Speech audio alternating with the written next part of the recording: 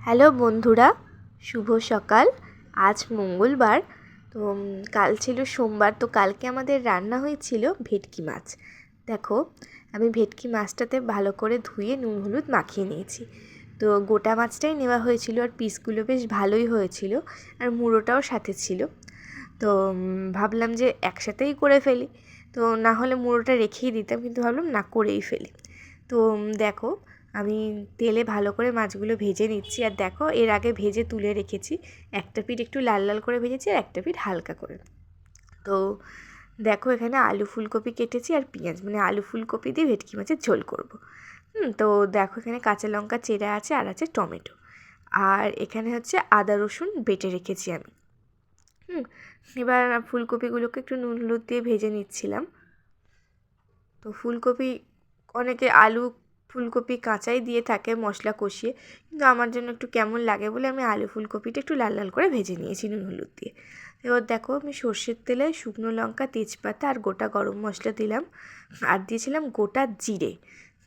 এবার আদা রসুন যে বেটে রেখেছিলাম সেই বাটাটা দিয়ে দিলাম, দিয়ে এবার কষাবো।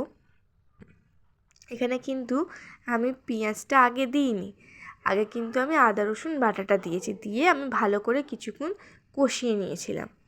তারপরে আমি অ্যাড করেছিলাম পেঁয়াজ।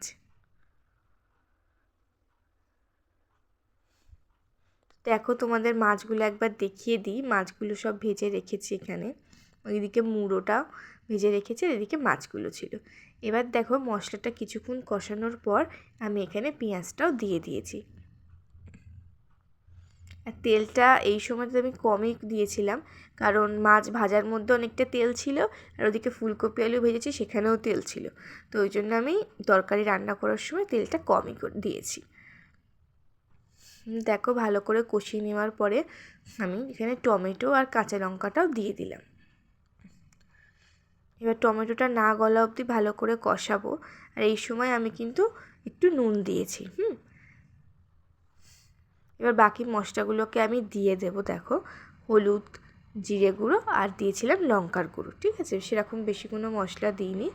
আর মশলাটা আবারও কিছুক্ষণ কষিয়ে ওপর দিয়ে ধনেপাতা দিয়েছি। এবার দেখো, আলু ফুলকপিটা যেটা ভেজে রেখেছিলাম সেটা এবার দিয়ে দেবো, দিয়ে ভালো করে কষাতে হবে। 2-3 মিনিট মতন ভালো করে কষিয়ে নেবে, একটু কষিয়ে নিয়ে এবার পরিমাণ মতন জল দিয়ে দেবে।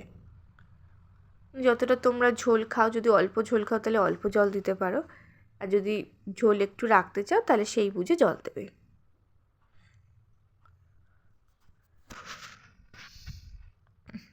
তো কষানো হয়ে গেছে, এবার আমি জলও দিয়ে দেবো, তারপর তোমাদের দেখাচ্ছি। দেখো, জল দিয়েছি, আমার তরকারিটা ফুটেও উঠেছে। তো আমি এই সময় মাছগুলোকেও দিয়ে দিয়েছিলাম, মানে গলে গেছিলো তরকারির আলু, তো আমি মাছগুলোও দিয়ে দিয়েছিলাম। মাছগুলো দিয়ে একটু চাপা দিয়ে 5 মিনিট মতন ফুটিয়ে নিয়ে গরম মশলা দিয়েছি, আর দেখলেই তো ঘি দিলাম একটু, কারণ আলু ফুলকপি দিয়ে ভেটকি মাছ, সেখানে একটু ঘি গরম মশলা পড়লে আর একটু টেস্টটা বেড়ে যাবে, এই জন্য দিয়েছিলাম। তো বলো কেমন হয়েছে।